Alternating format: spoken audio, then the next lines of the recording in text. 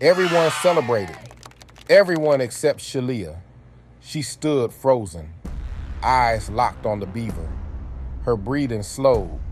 The beaver climbed onto a root, water dripping from his fur. Then it looked at her again. Shelia's heart pounded. Her thoughts raced. Did she swallow? Did it hear me? The beaver turned and began moving back toward the roots. But Shelia couldn't let it go. Maybe it was coincidence. Maybe not. Her heart pounded harder. Then, almost afraid of her own thoughts, she formed another one. Can I touch you? The beaver stopped. Every rootborn nearby froze. Slowly, it turned, then waddled back towards Shelia. Gasps broke out. The beaver stopped beside her, then lowered itself near her feet, calm, trusting, waiting. A boy whispered, "What?" Shelia slowly knelt. Her hand trembled. She reached out, touched wet fur. The beaver didn't move. It simply rested beside her. Enoch stared, speechless. The spear slipped from his hand. He didn't even notice. Shelia looked up. Their eyes met. Enoch stepped toward her slowly. What happened? Shelia swallowed, still trying to understand it herself. I don't know. She looked at the beaver. After it came near me, I just had this thought. Enoch frowned. What thought? Shelia hesitated. I wished it could help us. Murmurs spread among the rootborn. Enoch looked toward the loosened branch, then back at her. Disbelief filled his face. You're saying? His voice lowered. The beaver moved the branch because of you. Shelia quickly shook her head. No, I don't know. She looked down. I thought maybe it was just coincidence. Then she looked back at him. But when it started leaving, her voice grew quieter. I had another thought. Enoch waited. Shelia swallowed. I asked if I could touch it. Silence. Every rootborn watched. Enoch slowly turned toward the beaver. The animal remained calm beside Shelia. Not wild, not afraid, just waiting. Shelia looked at the beaver, then back at the others. Her voice was barely above a whisper. I think, she swallowed, I think I can send him away. Every rootborn froze. Silence fell across the stream. Even the boys stopped breathing. Enoch stared. Shelia slowly turned back toward the beaver. She looked directly into its eyes. Then, without speaking aloud, she formed a thought in her mind. Go home to your family. For one long moment, nothing happened. Then the beaver blinked, turned, and quietly waddled towards the roots. No hesitation, no confusion, as if it had understood every word. It slipped into the water, swam downstream, and disappeared. Gasps broke out all around them. No one spoke, because no one had words. Back in the Nomad village, the raven immediately lifted again, returning alone, back to Chip. Porky waited. No panic, just Porky. He stared at the raven. The raven stared back. A long silence followed. Porky squinted. He been looking at me funny.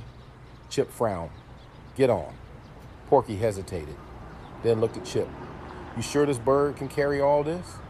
The raven squawked sharply. Porky pointed. See? He got attitude. Chip crossed his arms. Porky? Porky sighed. Okay. He climbed on, still talking. I'm just saying, if we go down, I ain't blaming me. The raven launched. The crossing was smooth. Cheers erupted. The raven flew back one final time. Chip mounted and crossed home.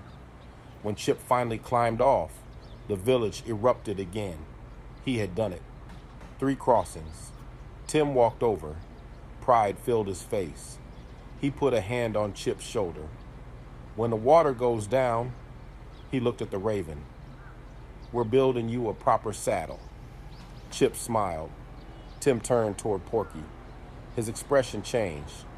What were you doing over there so long? Porky blinked. You told me to get nuts. Silence. Everyone stared. Susie crossed her arms. Porky cleared his throat. And berries. Laughter broke out. Then Tim turned serious again. The problem is, he pointed toward the basket. Those nuts and berries were meant for Hollow 7. Silence returned. Porky's smile vanished. That was your flood basket. Porky looked down. He understood. That wasn't extra food. That was the food meant to carry their hollow through the flood. An elder studied the water. At least a day. He paused. Maybe 2. Heavy silence settled over the village. Porky swallowed. So, my hollow has nothing? No jokes now, just guilt. I'm sorry. He rubbed the back of his neck. I lost track of time. Before Tim could speak, Daniel's dad stepped forward, supply sack in hand. Tim looked up. The older Nomad lifted the sack. We got enough in our hollow for 2 days. He held it forward. We can share. Tim stared. He knew what that meant. That wasn't spare food. That was Daniel's flood food. Tim's voice softened. I don't know what to say. He swallowed. Thank you. Daniel's dad shook his head. You don't need to thank me. He looked around the village, then spoke calmly. Tim, when you've been given much, much is expected of you. Warm silence followed. The words settled deep. Then another voice rose. Hollow 3 has mushrooms. A woman raised her hand. We can spare dry roots. Another elder nodded. We've got extra berries. One by one, voices joined. Not charity, not sacrifice. Just nomads being nomads. Daniel's dad looked back at Tim. One hollow eaten while another goes hungry. He shook his head. That's not who we are. Tim looked around the village. Pride swelled in his chest. This was who they were.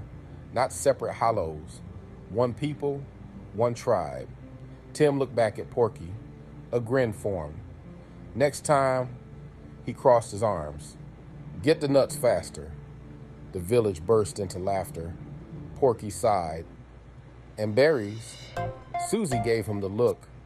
Even the raven squawked, almost like it was laughing too. And Tim finally understood something. Helping didn't always mean being the one who crossed the water. Sometimes, helping meant trusting the one who could. Thank you for joining my story. But the forest still has more stories to tell. Join us next Tuesday. And every Tuesday after.